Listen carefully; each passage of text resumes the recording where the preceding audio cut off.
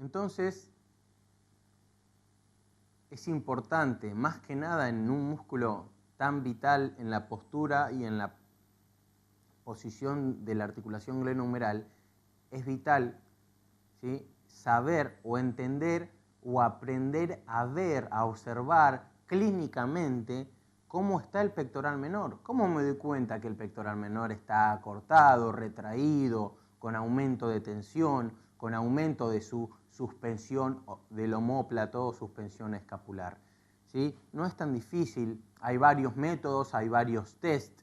Yo les quiero dejar bien claro, ¿sí?, que es fundamental que tanto los kines, los médicos o los preparadores físicos podamos aprender a analizar, a ver, a observar, para formar un diagnóstico, no un diagnóstico médico, sino un diagnóstico de una patología, un diagnóstico de una impotencia muscular, un diagnóstico de una impotencia de movilidad articular. Entonces, para saber qué le doy en el gimnasio, qué no le doy en el gimnasio. Entonces, uno de los tests estáticos para el pectoral menor es colocar al paciente boca arriba en el suelo, en la camilla, donde podamos, es absolutamente lo mismo, en una visión axial o coronal del paciente, me voy detrás de su cabeza. No hace falta, ¿sí?, que esté en posición de apertura de aductores, es una posición global que yo uso, ¿sí?, pero no hace falta que esté en esta posición, puede estar con las piernas estiradas, relajado su cuerpo, y vean cómo esta asimetría es muy visible. El hombro derecho de este tenista juvenil, ¿sí? ¿Por qué digo juvenil? Porque tiene menos de 17 años y ya tiene una gran suspensión del omóplato. O sea, su pectoral menor, que se articula, que nace en la apófisis coracoides y va hacia las primeras costillas verticalmente, como dijimos antes, está tan retraído y está tan acortado que cuando el paciente se acuesta y la gravedad lo aplastaría contra la camilla, la fuerza, la retracción del pectoral menor está venciendo la gravedad y este hombro nunca se cae. Nunca se cae. Ven la posición de este hombro con aquel hombro. Parecería que está haciendo fuerza a propósito. Esta gran asimetría en un paciente o alumno de esta edad, de ninguna edad es buena, pero que ya tenga 16 años y te venga con terrible asimetría, claro, ¿cómo no le va a doler el hombro? Específicamente este paciente viene con dolor de codo, que le dicen codo de tenista. Entonces, hielo, descanso. El hielo y el descanso no te curan esto, ¿sí? Tampoco es una patología para curar, es una alteración articular, ¿sí?, en posición asimétrica. El hielo y el descanso, esto no lo tratan. Entonces, si los kinesiólogos, si los médicos, si los profes no somos capaces de hacer testeos y observar estas funciones asimétricas, no vamos a ser capaces de hacer buenos planes de entrenamiento, no vamos a ser capaces de hacer buenos protocolos de rehabilitación. Es fundamental entender que la función suspensora del pectoral menor en todo lo que es dolor y patologías de hombro es fundamental. ¿Qué pasa cuando a este paciente lo coloco boca abajo? Muchas veces este paciente boca abajo me va a referir, ¿sí?, en el mismo hombro que estaba asimétrico, me va a referir la escápula o ese omóplato más elevado. Vean como este ángulo inferior de la escápula, el ángulo inferior de la escápula lo podemos observar alrededor de dorsal 7, dorsal 8.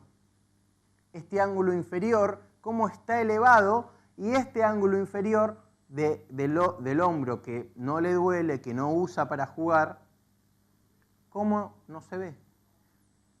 Esto no es normal, es normal que pase en un lanzador, pero no es normal que lo tenga durante mucho tiempo porque le va a formar patología. Vean cómo tanto boca arriba como boca abajo se ve la simetría. ¿Por qué se levanta este ángulo? Porque el pectoral menor te llevó hacia adelante toda la cintura escapular, entonces la escápula empieza a volarse, te empieza a debilitar el serrato mayor, por estiramiento constante. ¿Qué quiere decir esto?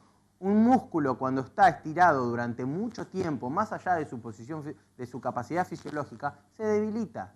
No puedes estirar un músculo todo el tiempo.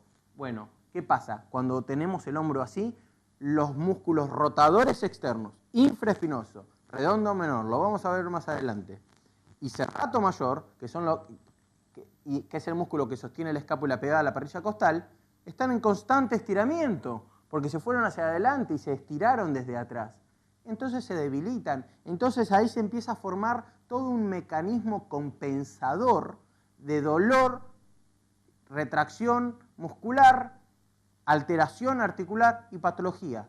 Siempre entonces mecanismo compensador. Cuando un músculo se acorta demasiado, hay otro músculo que se estira demasiado.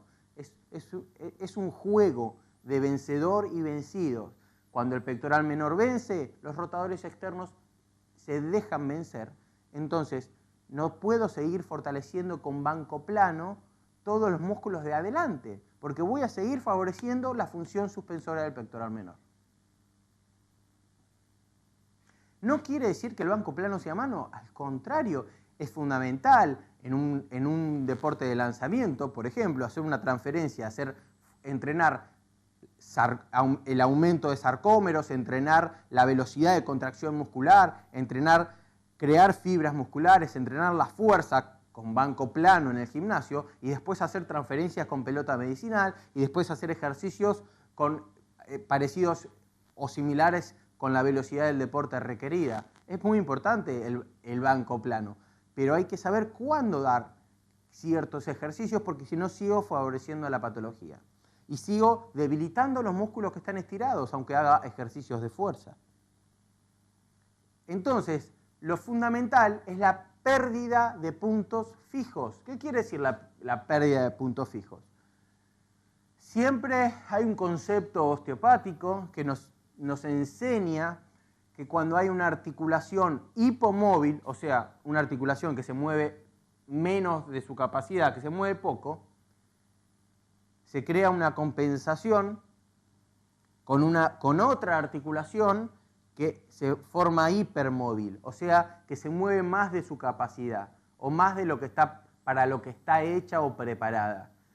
El cuerpo humano es un campo cerrado, es un concepto de Suchard, ¿sí? Es un campo cerrado. Todo lo que pasa en un lugar es compensado en otro, o sea, hay una articulación que se mueve poco, va a haber otra articulación que se mueve mucho. En este caso, ¿cuál? Si la articulación del hombro, la glenohumeral, por la retracción muscular del pectoral menor y del angular y del trapecio y del ecom, que son los músculos que vimos hasta ahora, la gran retracción de esos músculos forman una gran suspensión y forman una hipomovilidad de la glenohumeral, porque cada vez más retracción, menos movilidad, menos capacidad de abrir el brazo, el hombro y el brazo. Entonces, al haber menos capacidad, eso es una articulación hipomóvil. ¿Cuál es la compensación de la articulación hipermóvil? La escapulotorácica. Se empieza a volar la escápula, se vuela. Por eso hay que evaluar de adelante, de atrás, de costado, de arriba, de abajo. Hay que observar a la articulación, hay que entender a la articulación para tratarla. No puedo tratar con el mismo protocolo a todos los hombros, porque estoy tratando a una persona primero antes que un hombro. Entonces, no es lo mismo un hombro de una mujer que un hombre, que un deportista, que uno deportista. Cada hombro es distinto, más allá que todos tienen un hombro, un omóplato, una clavícula, ¿sí? Pero la función, la causa de ese dolor no siempre va a ser la misma. Entonces, siempre que hay una articulación que se mueve poco, el paciente ¿cómo va al médico? ¿O cómo viene al consultorio a vernos? ¿O cómo va al gimnasio cuando le duele el hombro? ¿Va así? ¿Me duele el hombro? ¿O va así? Me duele el hombro, no puedo moverlo, lo muevo hasta acá o lo muevo hasta acá, pero nadie te dice, sí, me duele el hombro, pero hay casos donde hay dolor del hombro sin impotencia funcional. Buenísimo, es mucho mejor y más rápido el tratamiento o el ejercicio. Pero generalmente, cuando hay dolor crónico de hombro, hay impotencia funcional. Entonces, el paciente no te puede hacer esto, no se puede tocar la nuca, no se puede tocar la escápula contralateral, que son evaluaciones adelante vamos a ver, ¿sí? Entonces, es importante entender y evaluar cuando hay una articulación hipomóvil, hay una articulación que se va a hacer hipermóvil. Y ese juego de compensaciones no nos va a ayudar en lo que es la rehabilitación o la puesta a punto en potencia y velocidad de una articulación. Entonces, para terminar el concepto, el único sostén del omóplato o de la escápula es muscular. El único sostén del omóplato es el serrato mayor, que pega a la parrilla costal con el omóplato. Entonces, cuando el único sostén es muscular y ese músculo se debilita, el sostén es alterado, el sostén es débil y ahí se forma patología.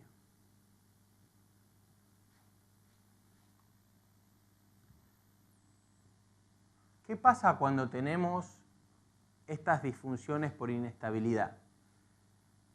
Como ven en este caso, en este paciente, con una patología neurológica, con una patología, con una distrofia muscular refleja, donde el músculo tiende siempre a debilitarse y cuando se lo quiere entrenar aumenta mucho el dolor, es una patología bastante complicada. No vamos a tener en el gimnasio muchos pacientes así, son obviamente menos, pero este caso lo quise mostrar porque es muy importante para entender qué pasa cuando no hay una fuerza, una actividad del serrato mayor. Cuando a este paciente le pido que haga elevación de hombros, observen cómo se vuelan las escápulas, se vuelan demasiado. No hay un punto fijo, como estábamos hablando recién. ¿Cuál es el punto fijo del omóplato? El serrato mayor, es muscular. Cuando ese músculo está debilitado, vean cómo la escápula y el serrato mayor son el punto fijo para todos los movimientos de brazo. ¿Cómo está el punto fijo acá? Súper débil, súper alterado. Entonces, esta articulación hipermóvil va a generar que la articulación glenohumeral se haga hipomóvil o dolorosa, o la articulación cervical, o la articulación lumbar, porque en el vóley, por ejemplo, pasa mucho. Vienen pacientes, jugadores de vóley con mucho dolor lumbar. Y uno cree que ese dolor lumbar tiene origen solamente en los saltos y en las caídas, o en la falla en el entrenamiento con las pesas, pero muchas veces es una deficiencia postural y activa y dinámica. ¿Qué quiere decir? El jugador de vóley cuando salta y hace una fuerza, ¿sí?, de acumulación de energía para pegarle a la pelota, ¿sí?, o lanza la pelota, necesita ¿qué? Un súper buen punto fijo en el omóplato. Para hacer una actividad potente hacia adelante, necesita un punto fijo en la escápula torácica. Cuando ese punto fijo no está, porque no va a tener este tipo de escápula, pero se le puede ir alando de a poco, ¿qué pasa? El cuerpo, el movimiento de lanzamiento lo realiza igual. ¿A costa de qué? Esta articulación hipermóvil, debilidad del serrato, entonces los paraespinales, los músculos traseros hacia las lumbares, ¿sí?, toman esa responsabilidad. Entonces, el punto fijo ahora va a ser dorso lumbar y le voy a seguir pegando a la pelota, pero le voy a pegar a la pelota con las lumbares, o sea, le voy a pegar con el brazo, pero con la fuerza tónica postural de sostén de la columna. Entonces, los paravertebrales van a tener las funciones que tienen posturales, las funciones que tienen de extensión y rotación de tronco, más la función para levantar el hombro. Entonces, ¿qué van a hacer los espinales? Se van a deteriorar, se van a contraer, van a formar dolor lumbar, ¿sí? Entonces, si no me duele el hombro, la causa está en el hombro, no en las lumbares. Entonces, si yo voy a kinesiología y me ponen la lámpara y en las lumbares y me dan reposo, hielo y analgésico para la lumbar, el tratamiento es bastante erróneo, es incompleto, ¿sí?, porque solo vamos al dolor, a la punta del iceberg, no vamos a la causa, que en este caso es una escápula alada. No como en este paciente, pero como en los otros que vimos. Cuando la escápula empieza a alarse, hay una debilidad de punto fijo. Cuando hay una debilidad de punto fijo va a haber alguna compensación, o en el hombro o en la columna lumbar.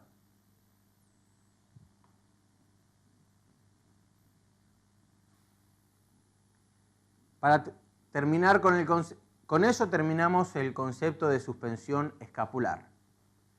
Vamos a ver la última de las tres suspensiones, la suspensión de la primera y segunda costilla. Responsable acá un músculo muy importante, que son los músculos escalenos, ¿sí? Lo que tenemos, fundamentalmente, lo que tenemos que saber en esta parte de la cintura escapular, que los escalenos, por el escaleno medio y por el escaleno anterior, va a pasar el plexo braquial, ¿sí? Fundamentalmente las ramas de los nervios que le van a dar sensibilidad y motricidad a todo el brazo y la mano, pasan, ¿sí? Pasan por esos dos, entre esos dos músculos. Entonces, cuando los músculos escalenos que tienen una gran función de suspensión en el hombro, ¿sí? En la cintura escapular, están retraídos y acortados, voy a tener síndromes dolorosos, voy a sentir hormigueos en las manos, voy a sentir sensaciones de electricidad en el hombro, codo, muñeca, en algún lugar de todo este recorrido, voy a sentir dolor. Entonces, uno cree que le duele el hombro, pero no es un dolor muscular, sino es un dolor radicular, ¿sí? Es importante saber que entre el escaleno medio y anterior pasa el plexo braquial, y cuando el escaleno, como tiene función de suspensión, es un músculo que va a tender a estar duro y acortado. Si yo no trabajo la flexibilidad, la elasticidad y el espacio entre los escalenos, generalmente voy a tener este dolor radicular, ¿sí? Y también los tenemos que tener muy en cuenta para la patología del hombro. Por ejemplo, hay muchas maniobras, pero estas maniobras simples que se pueden hacer en el consultorio, se pueden hacer antes de entrar a la cancha, se pueden hacer en el gimnasio, ¿sí? Ponemos en tensión el plexo, rotamos la cabeza hacia el lado contralateral, y si ya hay una gran retracción de esos músculos escalenos, al rotar el cuello ya aparece un dolor radicular, ¿sí? Hacemos la maniobra de distracción, que es la tracción del cuello hacia arriba, y si alivia es porque existe una compresión radicular, y hacemos la maniobra de compresión, y si aumenta el dolor en la maniobra de compresión, hay dolor radicular, ¿sí? Entonces, se aumenta o disminuye la presión en los agujeros de conjunción, que de ahí salen los nervios que forman los plexos. Los agujeros de conjunción están entre cada vértebra, ¿sí? Y cápsulas articulares, para buscar y disminuir síntomas referidos, síntomas hacia distal. De eso se trata. Entonces, para llegar a una conclusión y terminar este concepto de suspensión, la cintura escapular tiene la función de suspensión, y fundamentalmente esta debe ser equilibrada. ¿Cómo? Con flexibilidad, con medicamentos para la analgesia y la relajación, con kinesiología, con kinesioterapia, con postura, con ejercicios de fuerza, fundamentalmente ejercicios para compensar y equilibrar estas disfunciones desequilibradas. Comportamientos hegemónicos. Entender para rehabilitar, entender para entrenar, es lo mismo. Recién dijimos que el cuerpo, al principio de la clase dijimos que el cuerpo humano tiene hegemonías. La respiración, la bipedestación, la suspensión del hombro es una hegemonía, ¿sí? Entonces, el mismo hombro, la misma articulación del hombro va a tener sus hegemonías. Las hegemonías del hombro van a ser la rotación interna, la flexión y la aducción, ¿sí? Entonces, vamos a tener esos puntos negativos. Por ejemplo, en esta imagen que es bastante graciosa, ¿sí? ¿Por qué puse esta imagen? Porque, ¿cómo está este chico? Aparte que parece borracho. ¿Cómo está? Está en flexión, está en cierre, hombros cerrados, caderas cerradas, troncos, flexión de cuello, está todo en cierre, ¿sí? Rotación interna, aducción y flexión. esta postura, que en este caso está exagerada, es la postura que tenemos todos casi todo el día. Cuando estamos sentados, cuando comemos, cuando manejamos en el auto, cuando estamos en la oficina, cuando dormimos. Casi siempre estamos en cierre y perdemos la apertura, lo global, la movilidad, porque estamos acostumbrados al cierre. Entonces, cuando quiero ir a jugar al tenis y quiero hacer un backswing para después pegarle con buena energía hacia adelante, voy a hacer esto, no voy a poder hacer un backswing completo. Entonces, voy a querer llevar el hombro para atrás y voy a estar traccionando las estructuras duras y eso también me va a empezar a formar patología, porque la técnica va a estar totalmente influida negativamente por la posición estática de los músculos. Tenemos que entender que no puede venir un alumno sedentario al gimnasio con postura enrollada y de repente nosotros darles ejercicios de apertura, darle grandes ejercicios con peso, grandes ejercicios con movilidad, porque se va a lastimar. Por eso hay que tener una variabilidad, una caja de herramientas fundamental para poder reentrenar y equilibrar esta hegemonía, rotación interna, aducción y flexión.